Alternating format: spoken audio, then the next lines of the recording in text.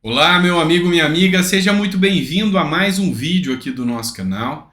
Hoje a gente tem muita informação importante. Pois é, você sabia que o Lira está chantageando o Lula? Essa é a informação que foi liberada pelo jornal Metrópolis e a gente vai mostrar para você o porquê.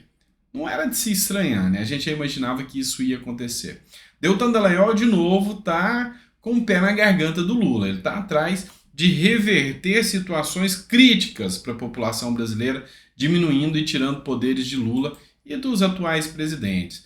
Tem Zeca Disseu, que acabou trazendo algumas informações polêmicas que podem gerar prejuízo ao nosso Brasil. A gente vai falar aqui de investimento exterior, tudo isso é importante que a gente saiba um pouquinho. Tem uma bomba, uma verdadeira bomba que o Congresso preparou para o Lula. Afinal, muita coisa importante.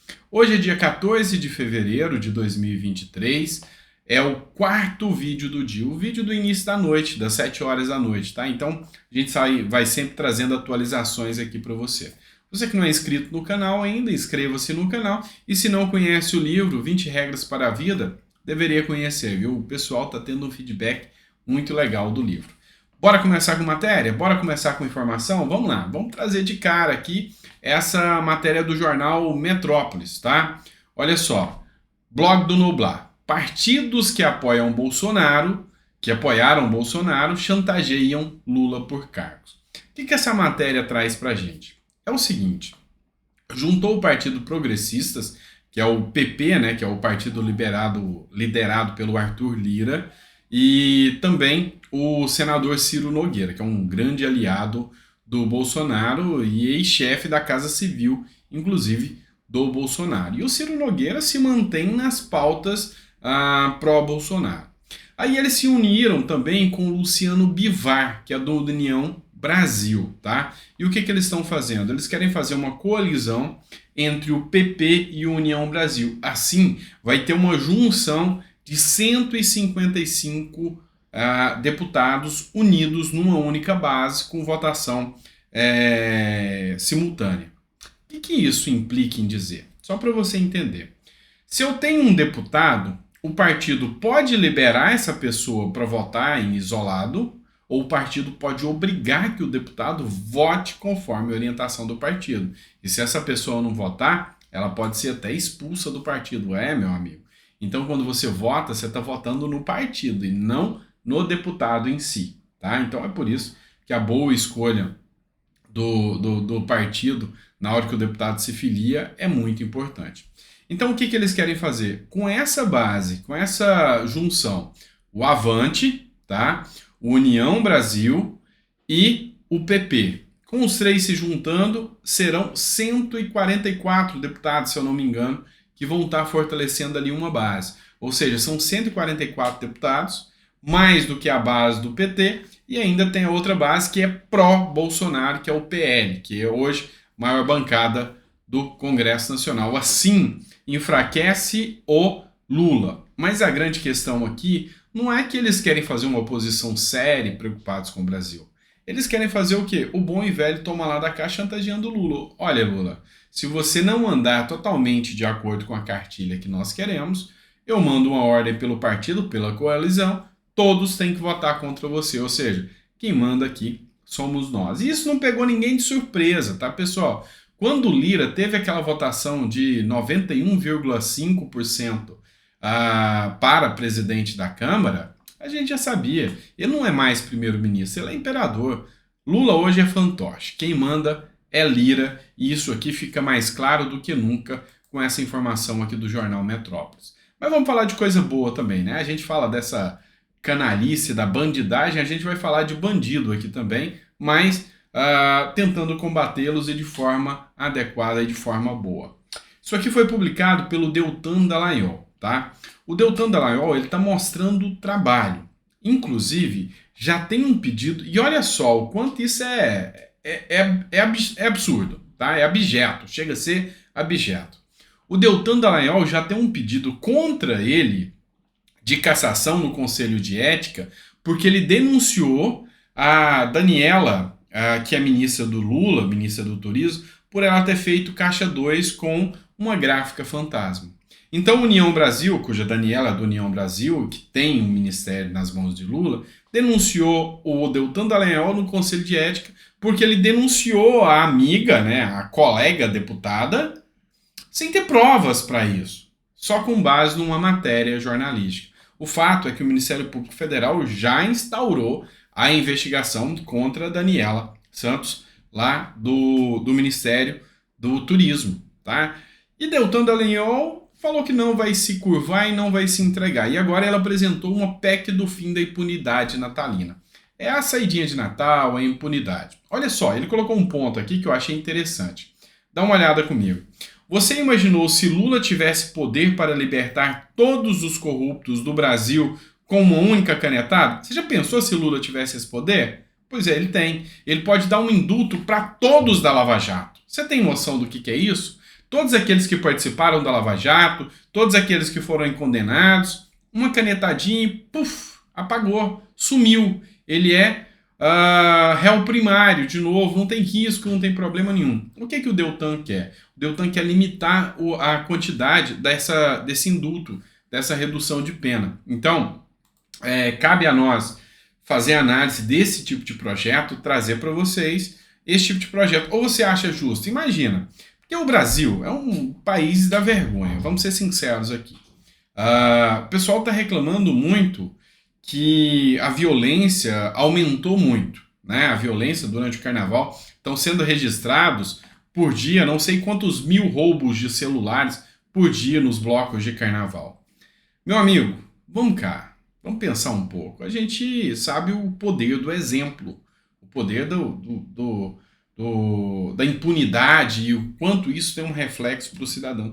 A gente colocou no poder novamente pessoas que falam abertamente no garantismo, ou seja, em proteger bandido, encarar o bandido como vítima da sociedade. O próprio bandido compra esse discurso para ele, como se ele fosse uma vítima da sociedade.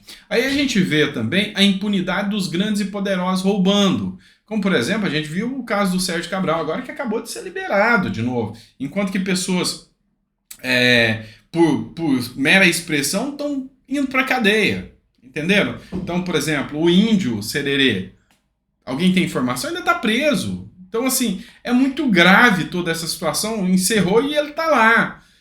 É grave. É muito grave essa situação, é grave o que a gente enfrenta e os exemplos estão representando o reflexo da sociedade. Então, vai estar sempre aumentando a violência, vai estar a impunidade aumentando e isso aí a gente não pode discutir. O quanto o Brasil está indo em retrocesso. Então, a gente tem que fomentar, tá? Fomentar projetos como esse do Deltan Dallagnol, que são projetos muito, muito, muito importantes. Vamos falar do Zeca Dirceu agora, tá, pessoal? O líder do PT na Câmara dos Deputados, tá, o Zeca Dirceu, incentiva a manifestação contra o presidente do Banco Central. Em um novo ataque às instituições e contra a autonomia do Banco Central, aprovado em lei, o deputado federal Zeca Dirceu, PT, na Câmara, divulgou nas redes sociais um ato do Sindicato dos Bancários contra o presidente da Autoridade Monetária, Roberto Campos Neto. O que é a brilhante ideia do Zeca Dirceu? Que os bancários façam greve, que se manifestem contra o Banco Central. Meu amigo, você tem noção do problema na economia que isso vai gerar? As finanças brasileiras vão para o ralo, tá? Se um Banco Central autônomo traz garantia de que os investidores ainda podem confiar um pouco no Brasil, porque o governo Lula não vai lá e vai meter a mão no dinheiro público e usar isso de forma indevida, o cara vem e fala para fazer greve contra o Banco Central e a autonomia do Banco Central. Então, assim, o nível da política brasileira hoje baixou demais, o nível da política brasileira hoje... Se é que... Vou corrigir, eu acabei de cometer um erro. Eu falei que o nível da política brasileira baixou. Não, é o cidadão que está hoje mais coerente e fiscalizador e está vendo quanto o nível da política brasileira sempre foi baixo, sempre foi torpe. Essa é a realidade que a gente encara hoje. Então essas falas do Zeca Dirceu vão refletir, mas vão refletir no bolso do mais pobre. Vai refletir porque gera inflação, vai refletir porque tira capitais do nosso Brasil, tá? O dinheiro que seria investido no Brasil vai ser investido em outras países como, por exemplo, o Uruguai. O Uruguai que tem uma taxa de tributos muito mais atrativa do que o Brasil. O Uruguai que cria incentivos para que as pessoas invistam no Uruguai. E aqui no Brasil, os investimentos ficam cada vez mais difíceis. Por quê? Por causa de políticas populistas e impensadas como essa. Quer um exemplo? Que não é só a esquerda que faz esse tipo de besteira? Agora eu vou fazer uma crítica inversa. Vamos lá. Olha essa matéria do Conexão Política aqui para vocês. O título é: No Congresso, oposição prepara a bomba para Lula. Vamos lá. Vamos lembrar o que aconteceu lá em 2020, quando a pandemia Covid-19 se iniciou. Lembra que o Bolsonaro mandou uma proposta de auxílio emergencial de R$ 200? Você lembra disso? Aí depois o Congresso veio e falou: não queremos R$ 200, queremos R$ 400. Aí o Guedes: então toma aí R$ 600. Então, criou-se o auxílio emergencial a partir do valor de R$ 600 por um embate e uma queda de braço. Tá. E agora? Agora eles querem fazer a mesma coisa com o Lula, porque o Lula precisa da PEC para dar continuidade no auxílio emergencial no valor de R$ 600. Agora é a oposição a Lula que está querendo fazer o seguinte: não, nós vamos dobrar esse valor. Nós vamos colocar agora, no final de ano, nós vamos colocar um 13º para o pessoal do Auxílio Brasil. Tá, vamos lá. Eu sei que talvez tenha até alguém do Auxílio Brasil me assistindo aí. Eu sei que talvez tenha até alguém que acha justo ter um 13º do Auxílio Brasil. Entenda o seguinte: a gente está numa fase de dificuldade financeira no Brasil, que o Brasil não suporta esses gastos populistas não, tá? Me desculpem, eu sei que é uma necessidade, eu sei que existe uma crise na economia brasileira, mas se o Brasil não tiver um respeito fiscal, não se preparar para gastar menos do que ganha, sabe quem vai pagar caro por isso? É o povo brasileiro. Todo o povo brasileiro. Então, assim, não sei quem teve essa brilhante ideia de fazer isso por mera oposição ao Lula, mas eu acho totalmente equivocado. Vamos lá, já que eu estou falando nesse vídeo com vocês de ações parlamentares, de atuações parlamentares, vou trazer aqui o Mário Frias, tá? Vamos lá, o Mário Frias fez uma postagem em suas redes sociais, não vou colocar o vídeo, dá uns 4 minutos o vídeo dele, mas eu vou resumir para você. A ministra da Cultura, que é a Margareth Menezes, ela está muito criticada por mostrar falta de traquejo e conhecimento nos assuntos, então ela mostra um total despreparo, está sendo alvo de críticas da mídia aí com base nisso. Também foi alvo de críticas porque ela deve aos cofres públicos, inclusive ao próprio Ministério da Economia, alvo de críticas porque num momento tão delicado e difícil da nação, liberou-se 10 bilhões para o setor da economia, da cultura, e parte desse dinheiro acaba indo para ajudar os companheiros e não para ajudar a população brasileira. Outra questão, a Lei Rouanet, altamente criticada, tem pontos positivos e pontos negativos. Eu não sou hipócrita de chegar aqui e jogar para a galera e falar: a Lei Rouanet é toda ruim. Não, tem pontos positivos, eu já falei, mas tem pontos muito negativos. E os pontos negativos são como, por exemplo, liberar 5 milhões de reais para Cláudia Raia, que 2 dias depois vem mostrar a sua big mansão para todo mundo. Então, o Mário Frias veio criticar a Margareth Menezes e protocolou um ofício para que ela preste informações sobre uma suposta usurpação da função pública por parte de algumas pessoas que não possuem vínculo oficial com o Ministério da Cultura e que estão utilizando verba pública. Na prática, é exatamente isso que eu estou te mostrando. Eles estão fazendo viagens, transporte, e pessoas que não são vinculadas ao Ministério, amigos do rei, estão sendo bancados com o nosso dinheiro, com o seu dinheiro e com o meu dinheiro dos impostos. Então não adianta a gente ralar, fazer investimento, trabalhar com marketing digital, vou vender na internet, vou montar uma empresa, contratar gente, pagar os impostos certinhos, se a gente sabe que o nosso dinheiro vai para bancar os amigos do rei e é jogado no ralo. E isso é uma verdadeira vergonha. E o Mário Frias está de parabéns por ter feito esse protocolo aqui, solicitando esclarecimento. Dinheiro público tem que ser transparente. Dinheiro público tem que haver prestação de contas, tá? É simples assim. Vamos falar agora do Benjamin Netanyahu. Acho que é assim mesmo que fala, né? O nome do homem é difícil. Bora falar um pouquinho sobre ele, tá? Olha, essa matéria aqui é do Conexão Brasília Internacional. O governo de Israel avança em projeto que reduz poder do judiciário no país. O governo de Israel, liderado pelo primeiro-ministro Benjamin Netanyahu, avançou nesta segunda-feira, dia 13, com uma proposta para reformar o Tribunal Superior do país.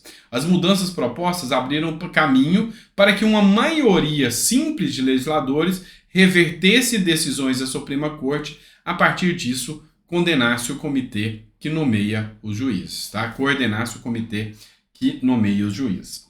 Olha, na prática, nós temos o que a gente chama de separação de poderes, tá? Nós temos 3 poderes no Brasil, tá? Na verdade, disseram que era 4 na época de 2016, tá? É o executivo que tem o poder de fazer as obras públicas acontecerem, fazer os programas públicos darem certo, investir em infraestrutura, fazer a coisa acontecer. Esse é o executivo. Nós temos o legislativo, esse cria as leis. Então é papel de quem? Do legislativo criar as leis, mudar a Constituição, fazer essa ordenação das leis, é do legislativo, é a sua função básica. E tem o judiciário. O judiciário é o que vai julgar, vai colocar ali os casos práticos de conflitos e vai dar a decisão, tá? E também tinha os caminhoneiros que quando parava tudo, mas até esse poder já foi dissolvido, tá? Já não tem mais o poder dos caminhoneiros igual aconteceu na época do Temer, não, tá? Mas vamos lá, isso é uma brincadeira, não existe esse quarto poder não, são só os 3.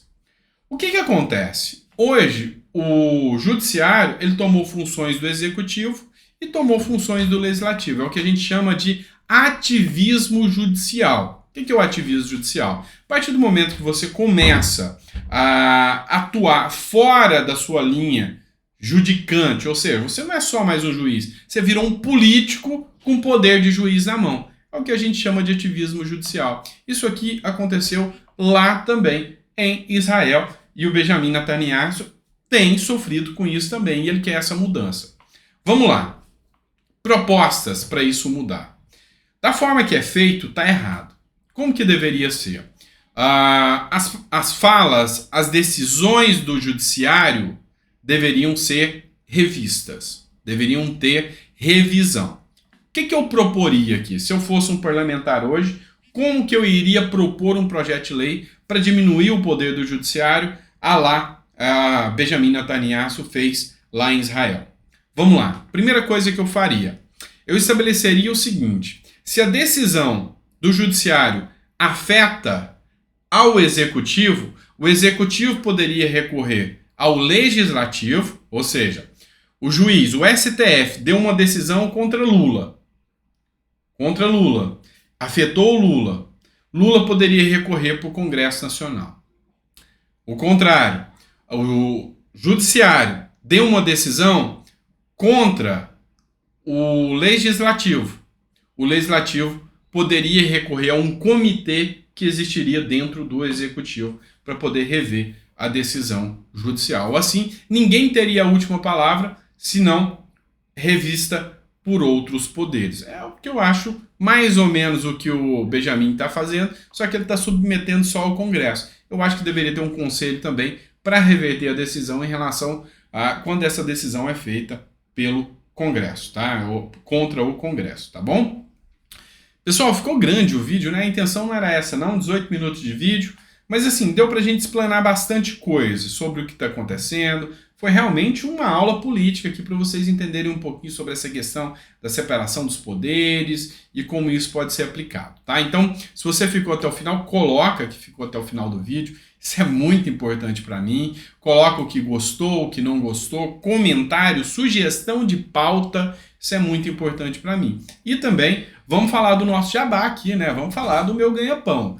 Se você não adquiriu ainda o livro 20 Regras para a Vida, esse livro pode mudar a sua forma de ver muitas coisas, tá? Foi o que aconteceu comigo. Então teve um dado momento que parecia que eu tinha muito potencial, mas não sabia utilizar isso. O que eu passei a fazer? Eu passei a aprender com pessoas que conseguiram utilizar. Então eu separei frases que marcaram a minha evolução profissional, minha evolução como pessoa, coloquei nesse livro e fiz uma visão de como isso mudou parte da minha vida, como pai, como marido, como profissional, como comentarista aqui, e eu aplico isso na minha vida. E eu deixei aqui o e-book para você. O preço é simbólico, R$ 5,99. Você já compra, baixa e lê ali na mesma hora. Você compra ali pelo Hotmart. Eu tenho certeza que você vai gostar do conteúdo que a gente trouxe aqui para você. Tá bom? Obrigado por tudo e eu volto às 9 horas com aquele resumão que você já está acostumado com as principais manchetes do dia. Combinado? Abraço, até às 9, tá bom?